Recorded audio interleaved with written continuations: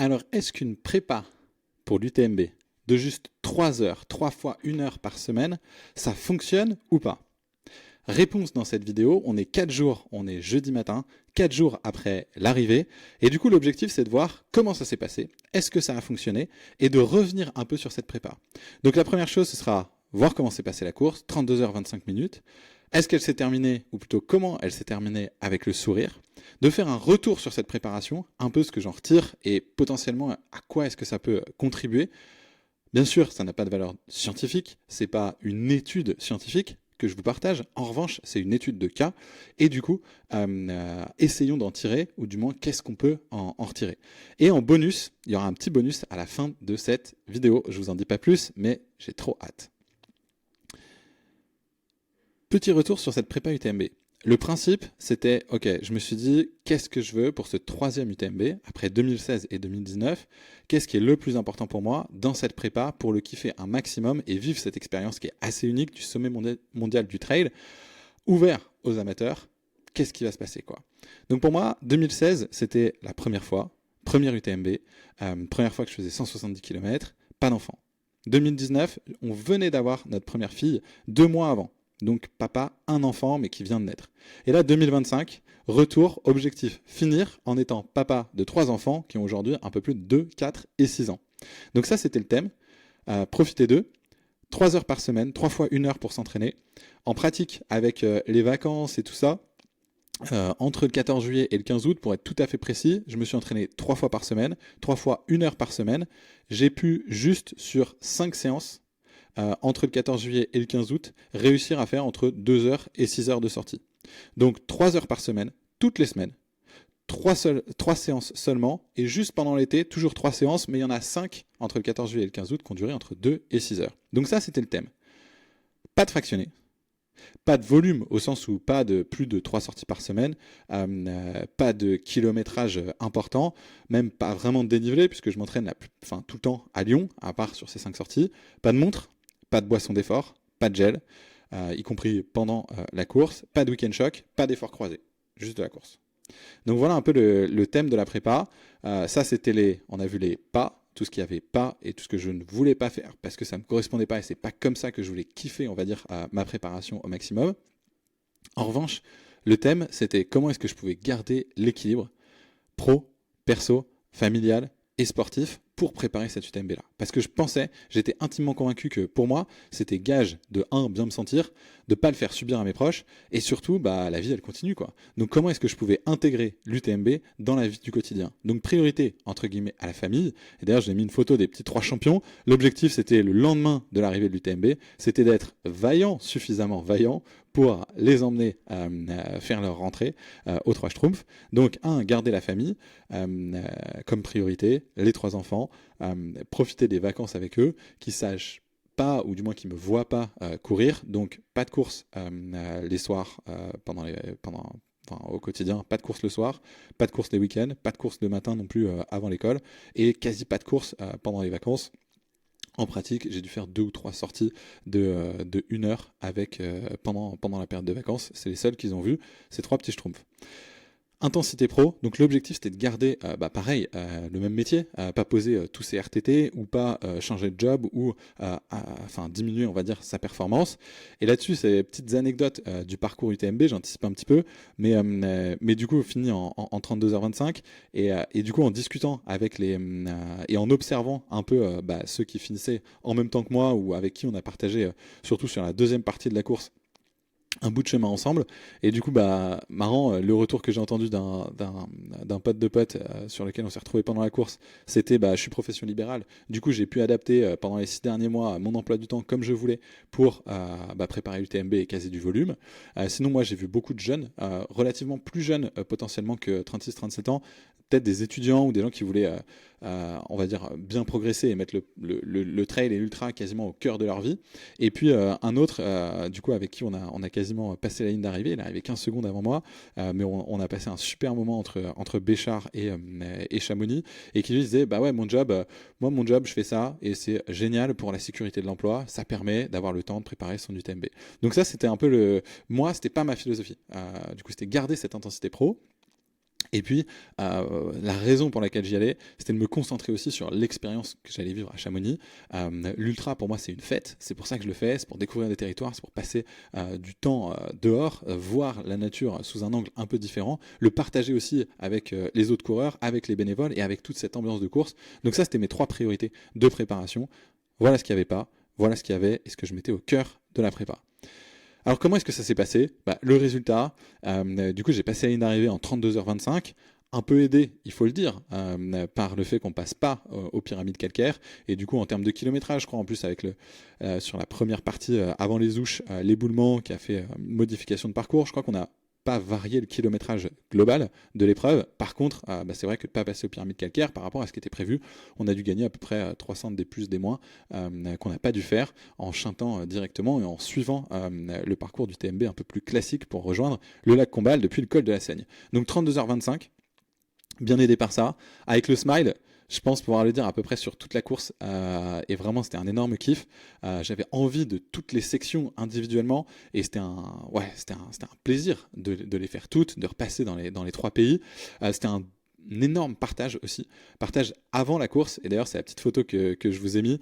Je dormais, on avait un Airbnb avec l'équipe du projet Zéro Toussaint, je vous en parle plus tard, à Saint-Gervais, et du coup vendredi matin pour remonter à Cham, la personne du Airbnb me dit ah mais non, mais mettez-vous juste en face de la rue et faites du stop, vous mettrez moins de temps que le train et en plus c'est convivial. Je fais magnifique, donc let's go, petit pouce en l'air, et du coup se sont arrêtés et je les remercie, 5 jeunes qui du coup passaient là, eux venaient voir la semaine UTMB entre potes.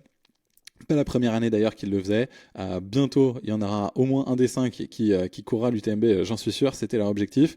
Du coup, la voiture était pleine, mais ils m'ont dit, mais non, viens sur nos genoux, on va se décaler et on va te faire de la place. Donc l'objectif, c'était le partage.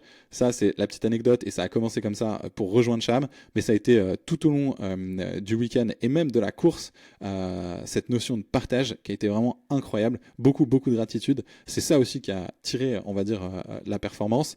Et puis l'émotion, beaucoup de gratitude pour toute l'expérience globale. Donc ça a été comment ça s'est passé, mine de rien.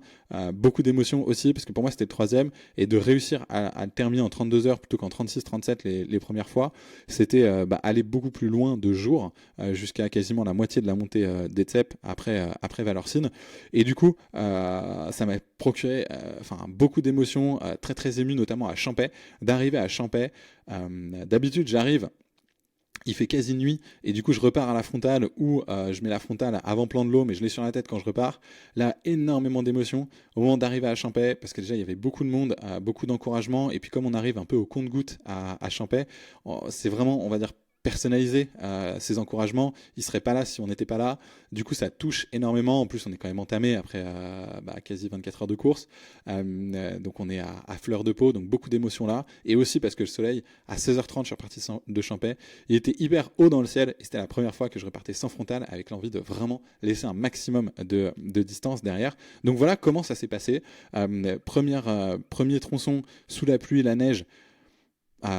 On y va. De toute façon, c'est le TMB, c'est taf, c'est autour du Mont Blanc. Ça peut être un peu engagé, on est en montagne. On monte, c'était les passages 2005-2006. Donc ça, c'était la première partie, jusqu'à Courmayeur. Courmayeur, du coup, lever du soleil. Je suis arrivé à 7h à Courmayeur, donc le soleil s'est levé dans la descente de Courmayeur. Là, je me suis un peu plus laissé vivre. J'ai pas réussi à relancer et à recourir comme je le voulais entre le refuge Berton et Arnouva, section où normalement il faut envoyer. J'ai pas non plus réussi à recourir après la Foulie. J'ai pas réussi à me chauffer, après le Grand Col Ferret jusqu'à la Foulie. Donc là, marche rapide, bon rythme et tout, mais moins, on va dire, de capacité à se mobiliser et à y aller. Et par contre, 3e partie, tirée par le pote de pote que j'ai retrouvé, qui m'a doublé. Je dis tiens, c'est toi Arnaud, etc. Qui m'a doublé après la Foulie. Où là, du coup, grosse expérience de flow. Lui, il avait son planning, il devait repartir en courant. Du coup, il m'a tiré, entre guillemets, et hop, c'était reparti. À partir de là, vraiment plus aucune douleur, ni musculaire, ni articulaire, et jusqu'à la fin. Donc, je montais relativement bien, et je gagnais des places en montant tout au long de la course. Du coup, la montée vers Champais, ça c'est resté le cas, et pour toutes les montées jusqu'à la fin. Et en plus, après la Foulie, entre la Foulie et Champais, repartir à courir sans aucune douleur sur le plat, pas en montée, je vous rassure, mais sur le plat et en descente, et c'était vraiment trop bien. Et ça s'est jamais passé comme ça. Et du coup, de la flégère, je crois que je passe à 1h du mat à la flégère, arrivé à 2h10. Du coup, 1h10 pour le dernier tronçon. Alors, j'ai pas couru super vite, mais au moins couru, trottiné à peu près tout le temps sur la section et fini dans Chamonix à plus de 10 à l'heure. Donc voilà comment ça s'est passé pour une prépa de 3 heures par semaine. Je vous ai mis aussi quelques trucs. Là, marrant, sur la télé, à un moment, c'était filmé. Donc les potes, quand on voit ça fait toujours plaisir. Ça, c'était pendant la course. Et je me demande où c'est exactement. Je sais pas. Mais intéressant. Voilà un peu les vibes de la course post première nuit qui était un peu plus chaotique. Et puis, marrant, je vous ai mis le screenshot de, finalement, sur l'iPhone, parce que ça fait partie du matériel obligatoire et il est dans un coin du sac. Le nombre de pas qu'on fait et qu'est-ce que ça représente par rapport à ce qu'on fait au quotidien le jour d'un UTMB, donc 150 000 pas le samedi, sachant que ça a commencé le vendredi à 18h et c'est terminé pour moi le dimanche à 2h du mat. Maintenant, le retour sur la prépa. Comment est-ce que je me suis senti et cette prépa de 3 fois 1 heure par semaine, qu'est-ce qu'elle m'a permis de faire ou comment est-ce que je me suis senti, ça c'est pour partager le retour et essayer d'objectiver un petit peu qu'est-ce que ça a permis de faire, qu'est-ce que ça n'a pas permis de faire. Je trouve que, paradoxalement, il y a volume et volume. Je n'ai pas fait de volume. Au sens où mes semaines, en 3 fois 1 heure par semaine dans Lyon, je faisais, je pense, parce que j'ai jamais mesuré, mais une trentaine de kilomètres par semaine. Donc il n'y a pas eu de volume. Et en termes de dénivelé, s'il y a 100, 150, le temps de monter à Croix-Rousse, à Fourvière, s'il y a entre 100 et 200 mètres de D+, peut-être, je sais pas, c'est tout. Donc pas de volume au sens classique dans cet entraînement-là et dans cette préparation. Par contre, j'ai l'impression que ça m'a créé un volume de jeu, entre guillemets, ou plutôt des capacités physiques qui m'ont permis d'encaisser et de savoir qu'avec cette régularité et cette constance de toujours 3 fois par semaine, à une intensité bien précise, en continu, ça m'a permis de générer, enfin du moins je me sens comme ça, des adaptations qui ont permis le fait que je puisse courir juste sous mon seuil, à une allure relativement élevée. Celle-là, j'ai pu la tester sur ma Western State, entre guillemets, / l'ultramarin, du coup, qui a eu lieu fin juin, du coup, qui était plat. Ça m'a permis de tester ça, ce volume un petit peu, c'est de courir en continu, relativement vite, sous mon seuil, et en se sentant en totale confiance et en totale sérénité, sécurité sur cette allure-là. C'est-à-dire que pour moi, c'était un peu plus de 13 à l'heure quand je suis frais, donc au départ. Je peux tenir pour l'ultramarin, j'ai tenu pendant un peu plus de 40 km. Un peu plus de 13 à l'heure. Pour moi, cette prépa, elle m'a permis de faire ce volume, entre guillemets, de jeu, de créer des adaptations qui me permettaient d'encaisser le jour J en toute sérénité, en toute sécurité. Tant que je suis sous ce seuil 1, en ressenti 6 sur 10, je sais que je peux durer et qu'il n'y a aucun problème, entre guillemets. Aucune douleur, rien du tout. Et puis après, ces 13 km/h, ils vont s'éroder. Naturellement, je ne passe pas la ligne d'arrivée de l'ultramarin avec les 50 dernières bornes à 13 à l'heure, loin de là. Mais sous ce seuil 1, j'ai ce volume grâce à cette prépa qui me permet d'être absolument serein. Et puis les 5 sorties un peu plus longues, entre 2 et 6 heures, c'est pas énorme, mais avec un peu de dénivelé, parce que ça se prêtait sur nos lieux de vacances, ça m'a permis de créer aussi une sorte de volume. J'ai l'impression d'avoir adapté avec ces 5 sorties en montagne, d'avoir adapté ce volume que me permettait cette préparation sur le plat, aussi quand ça montait et ça descendait. La deuxième chose que cette prépa, elle m'a apporté, du moins j'ai l'impression, c'est une économie de course. C'est-à-dire que sous ce seuil 1, à cette intensité-là, un espèce de volume, ça passe, pas de problème, pas de douleur, rien.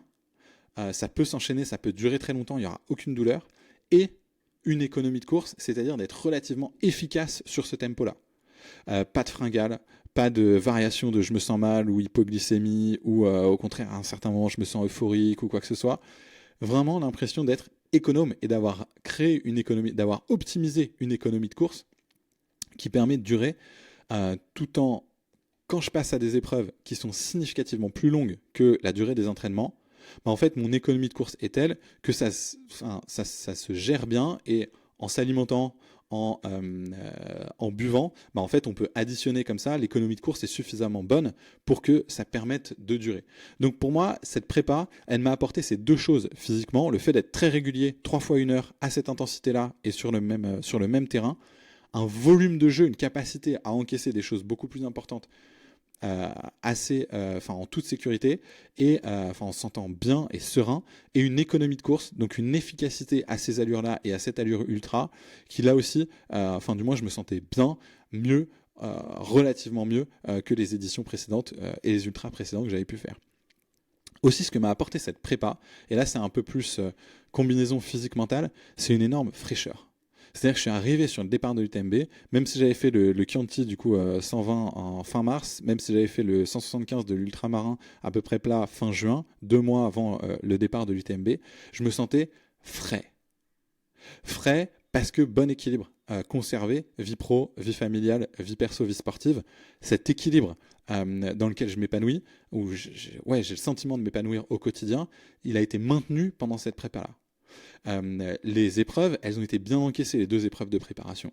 Du coup, je me sentais relativement frais sur la ligne.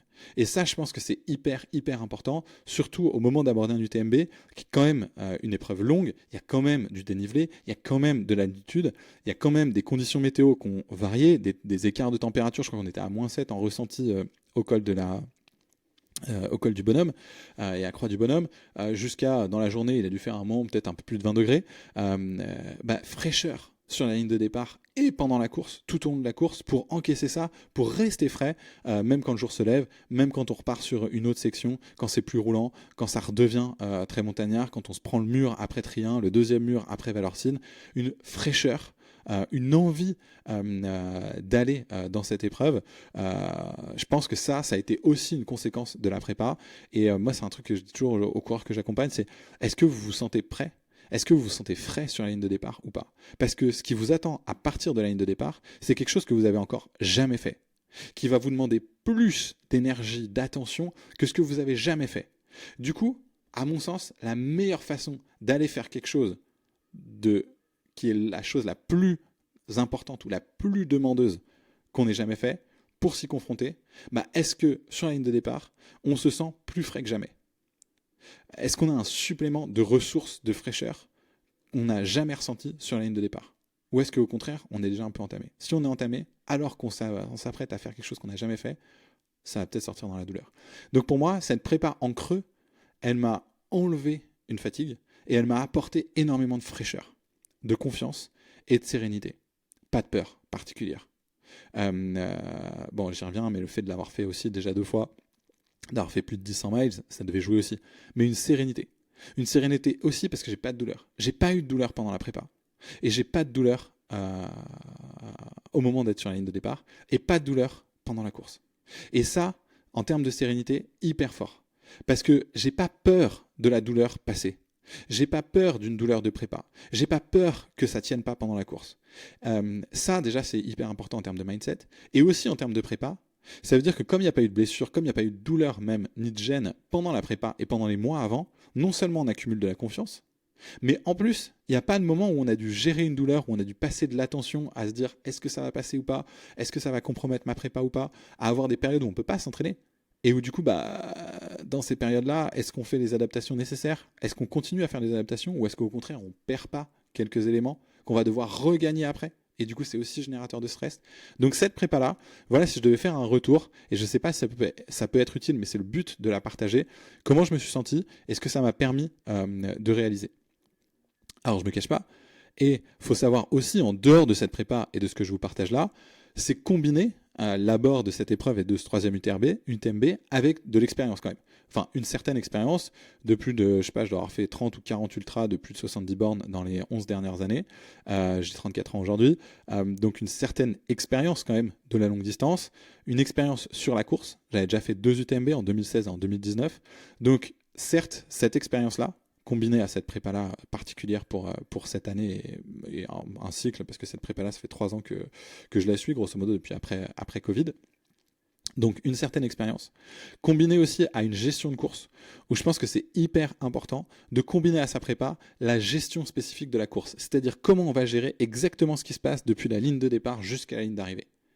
Et ça, cette gestion, hyper important, et je pense que combiné à l'expérience, c'est assez primordial pour la qualité de l'expérience.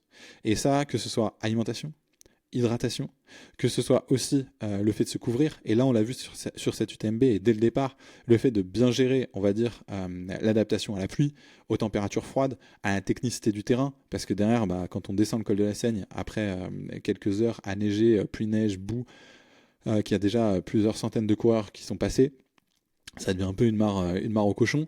Donc gérer aussi le terrain, gérer l'alimentation, gérer l'hydratation, gérer son focus, son attention, pas se laisser distraire, etc. Ça, hyper important, et à combiner avec la prépa. Et puis pour moi, ce qui est très très fort, un facteur important de succès, c'est que je vois sur moi, mais aussi sur les coureurs que j'accompagne et de l'expérience que je peux avoir en ultra, c'est beaucoup de gratitude. Beaucoup de gratitude pour tout ce qui nous entoure, pour la nature, pour ce setup, pour cette course, pour l'organisation, pour les bénévoles, pour tous les spectateurs, pour tous les gens qui sont autour de ce projet-là, qui le rendent possible et qui nous ont soutenus au quotidien pendant la prépa, sans rappeler des débuts du trail. Beaucoup de gratitude aux personnes avec qui on a partagé ça pour la première fois. Le premier UTMB, ceux qui nous ont mis à l'ultra, et là, je pense à beaucoup de monde, notamment à Vincent, et ça fait plaisir. Et ça, pour moi, c'est aussi encore plus vrai sur l'UTMB, et c'est une dimension supplémentaire. Je sais pas, il y a des lieux où souffle l'esprit, des lieux baignés de toute éternité pour être le siège de l'émotion. Je pense que du côté du trail, l'UTMB et ce Tour de Mont-Blanc fait partie de ces lieux où il souffle quand même quelque chose. Alors oui, il y a tout cet aspect marketing, etc. Mais au-delà de ça, ça reste une épreuve, du moins pour moi, avec des paysages magnifiques, avec une atmosphère particulière. On traverse 3 pays, 1, 2, 3 frontières. Il y a 3 moments où on change de pays.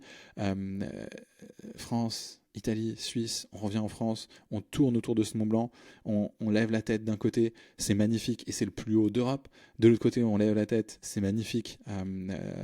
Vraiment, il y a quelque chose de particulier sur cette épreuve qui fait qu'à partir du moment où on l'a fait une fois, où on est venu sur la course une fois, on la partage un peu différemment. Nos derniers week-ends d'août, ils sont toujours un peu différents des autres week-ends. Il y a toujours une part de communion aussi avec cette communauté autour de cet événement qui est absolument incroyable.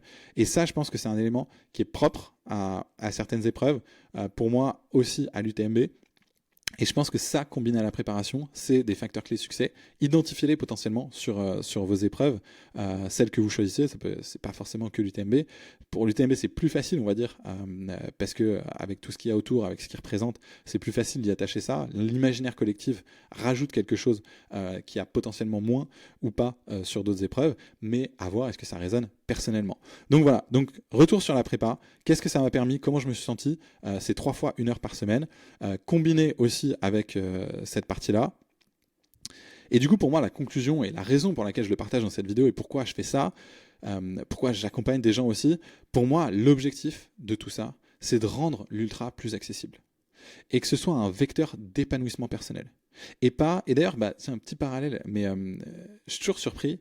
Mais sur la ligne de départ de l'UTMB, là, le speech de Catherine Poletti notamment, il était beaucoup autour de l'entraide entre les peuples, de la solidarité, du fait qu'il n'y ait pas de frontières, du fait de prendre soin les uns des autres, malgré les différences.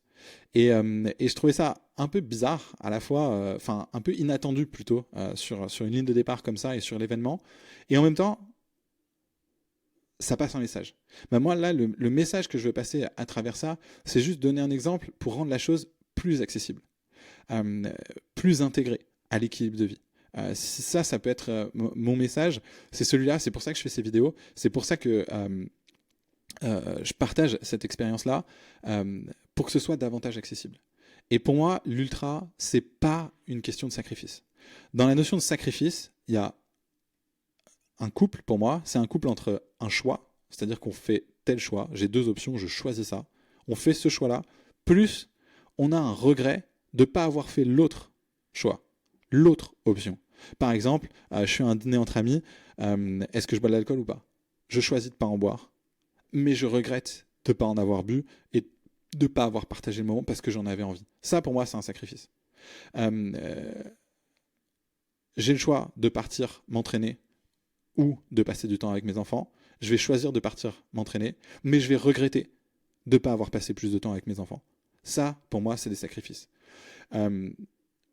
La raison pour laquelle je partage ça, c'est que pour moi, l'ultra, et l'idée derrière ce 3 fois 1 heure par semaine pour préparer un UTMB, l'idée derrière montrer que c'est possible de le terminer, y compris en moins de 33 heures, de terminer 261e, je crois, avec le sourire, sans douleur, le lendemain, accompagner les enfants, faire la rentrée, sans problème.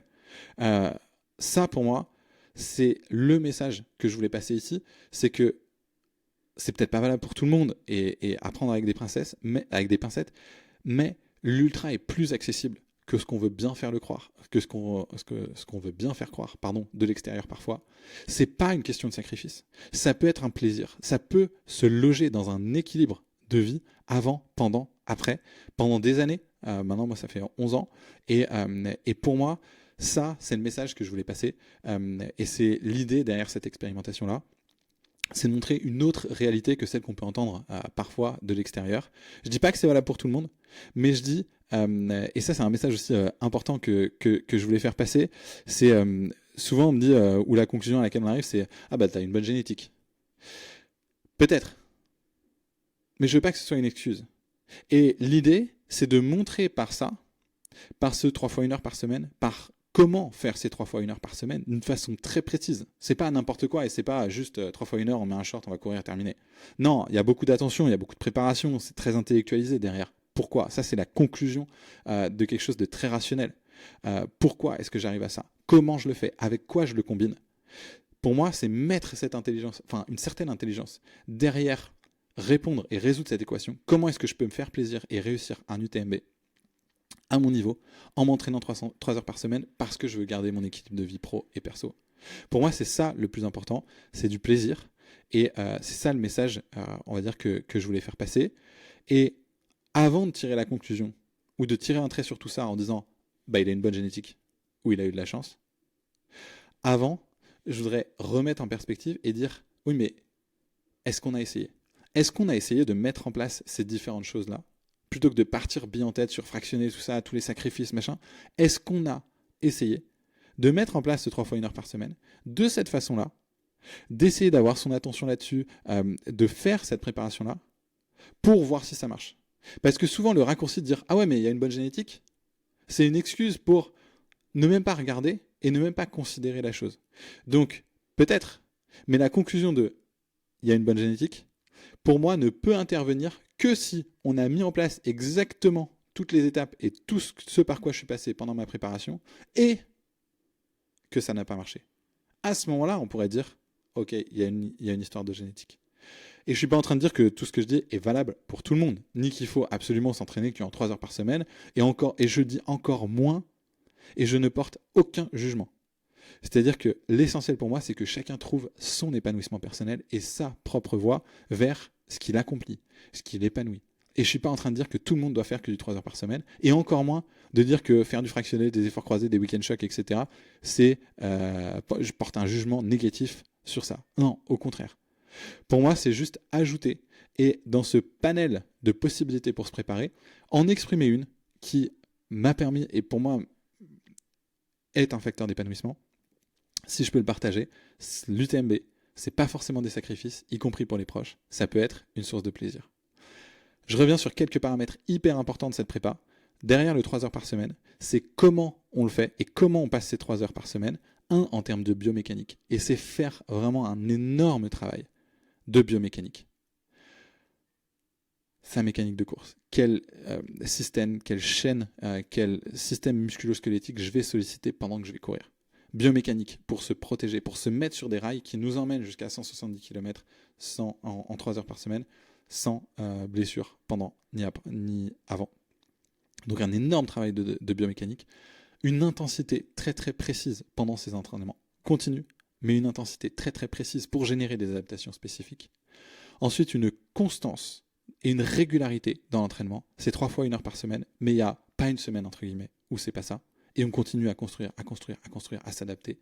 Et aussi, c'est une confiance en la méthode, en ce qu'on fait, en sachant, entre guillemets, où on va, ce qu'on veut atteindre, et un peu cette motivation intrinsèque. Donc voilà, je voulais terminer sur cet élément-là avant le bonus, sur le fait que cette prépa en 3 fois 1 heure par semaine, c'est pas n'importe quoi. C'est pas juste une pièce en l'air et on verra. C'est aussi le résultat d'une construction, d'une expérimentation qui a pris des années, de beaucoup de recherches finalement, pour réussir à l'exprimer. Donc c'est pas n'importe quoi et hop, on fait. C'est pas non plus un blanc-seing ou une excuse à faire n'importe quoi. Ok, j'ai 3 heures par semaine et encore s'il y a une semaine je le loupe, je fais n'importe quoi. De toute façon, je vais prendre mon dossard à l'UTMB, ça va marcher. Non, loin de là. Donc voilà ce que je voulais préciser. Et maintenant, on passe au bonus.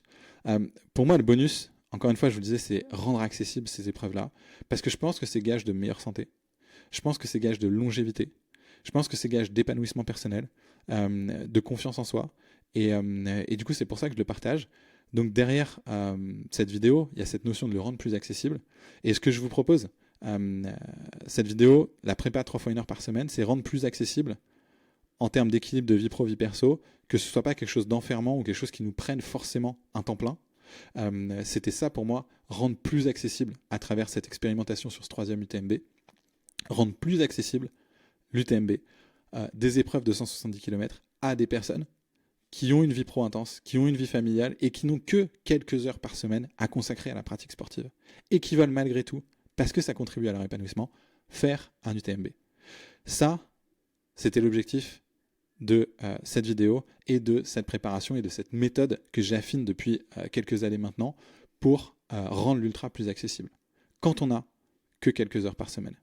Maintenant, le bonus, c'est comment est-ce qu'on peut rendre accessible l'ultra à un autre public, à savoir un public de sédentaires. Un public de sédentaires, quelqu'un qui n'a jamais pratiqué d'activité physique régulière, encore moins en compétition, encore moins en course à pied. Quelqu'un qui est sédentaire, quelqu'un qui est inactif, c'est-à-dire que dans son métier ou dans sa vie quotidienne, il n'y a pas d'activité. Quelqu'un qui est sédentaire et inactif, réussir en 18 mois à passer de la sédentarité jusqu'à l'ultra trail. Et en l'occurrence jusqu'à la CCC, 100 km, 6000 de D+, une des épreuves de la semaine UTMB. Ça, c'est le bonus. C'est réussir et comment est-ce qu'on peut rendre encore l'ultra plus accessible sur une autre dimension, cette fois-ci en partant de la sédentarité, zéro sport. Et en 18 mois, réussir un 100 km et 6000 de D+. Pour moi, ça, si on réussit à démontrer que c'est possible en 18 mois de passer de la sédentarité la plus complète à l'ultra trail, en bonne santé, avec le smile, et de montrer que ça, c'est facteur de bonne santé et d'épanouissement, là on aura franchi un nouveau cap dans l'accessibilité de l'ultra. Je reviens toujours à la phrase de Guillaume Millet dans Ultra Trail qui disait « Pourvu qu'on n'ait pas de conditions invalidantes », il dit « Je suis intimement convaincu que réaliser une épreuve de 100 miles avec l'équivalent d'un peu plus d'un Everest à gravir est accessible à tout le monde, pourvu qu'on s'y entraîne et qu'on s'y prépare spécifiquement. » Et donc, fort de cette croyance-là, ce que je vous propose ici en bonus, c'est que je vous partage l'étude 0 to 100, le projet 0 to 100. C'est un projet de Guillaume Millet qui commence en février 2026 et qui, pendant 18 mois, va prendre une cinquantaine de sédentaires, et notamment, sur 0 to 100, 40 sédentaires, 20 hommes, 20 femmes, entre 25 et 50 ans, sédentaires inactifs, et dont l'objectif va être en 18 mois de réussir à terminer la CCC 100 km, 6000 de D+. Donc pour moi, c'est ça le prochain défi. Et c'est ça que je voulais vous partager en bonus. Le prochain défi, c'est rendre encore plus accessible l'ultra. Cette fois-ci, en partant d'un public sédentaire, chose que je n'étais pas au début de cette prépa-là. Donc partir de la sédentarité et juste en 18 mois, réussir l'ultra. Mais cette fois-ci, avec une implication qui ne sera pas de 3 heures par semaine. Potentiellement, elle sera plus importante que ça. Mais l'idée là, et le défi, c'est rendre l'ultra encore plus accessible, cette fois-ci à une autre population, à une population sédentaire et inactive, qui en 18 mois réussira à passer à l'ultra. Bien encadré, avec les meilleurs coachs, j'allais dire, des très bons coachs, beaucoup d'expériences scientifiques portées par la science, portées par un ensemble de partenaires qui vont faire en sorte que, à minima, c'est ce qu'on se donne comme objectif pour l'étude, 80% des participants réussissent à passer à une arrivée en bonne santé de la CCC 18 mois après avoir commencé le sport. Donc voilà un peu ce bonus. Ce que je voulais vous partager, c'était rendre l'ultra encore plus accessible à travers 0 to 100. Suivez 0 to 100, suivez le projet, parlez-en autour de vous. Et je vous le partage spécifiquement aujourd'hui parce que depuis la semaine dernière, les précandidatures pour faire partie des 40 personnes qui vont être accompagnées de 0 à 100 à partir de février l'année prochaine, les préinscriptions viennent d'ouvrir. Allez sur le site www.0to100.fr ultra.fr et vous pourrez précandidater. Donc parlez-en autour de vous un maximum, partagez l'étude, préinscrivez-vous si vous êtes dans les critères pour rendre l'ultra encore plus accessible. Et ça, je voulais dire aussi, et terminer sur cette prépa UTMB et comment ça s'est passé le week-end dernier, j'ai été aussi porté par ce projet-là, puisque jeudi et vendredi matin, on a officiellement lancé le projet. Guillaume Millet était sur la scène, conférence de presse jeudi à 17h15 pour lancer le projet et les précandidatures officiellement. Et vous voyez, derrière moi est caché Seb Cornette de l'école de trail qui s'occupera de la partie accompagnement et coaching, avec Blaise Dubois sur la partie prévention des blessures et toute la clinique du coureur. Boris Gérardi qui coordonnera la partie 0 to 40. Donc en même temps que 40 sédentaires vont passer de 0 à 100, il y aura une quinzaine d'athlètes amputés, handicapés et ou malades chroniques qui vont eux passer de 0 à 40 et merci à Boris pour ça. Donc c'est cette aventure collective que je vous propose désormais et sur laquelle je vous propose de partager. Allez sur 0 to 100, faites connaître au maximum, suivez l'aventure de ces sédentaires, faites-en partie si vous êtes dans les critères, partagez-le. Pour moi l'ultra, encore une fois, et ça a été encore plus vrai que jamais avec le temps et avec cette UTMB 2025, un moyen de partager, de se faire plaisir, de s'accomplir et comme on en arrive à la conclusion dans Into the Wild, happiness has to be shared. Donc voilà pour la prochaine étape de ce partage autour de l'ultra grâce à 0 to 100. Merci pour votre attention, j'espère que ça vous a plu, j'espère que ce sera utile, que ça ne peut être que contributeur à du plus, quelque chose de positif aussi pour vous. Merci pour votre attention, au plaisir et à très vite. Ciao.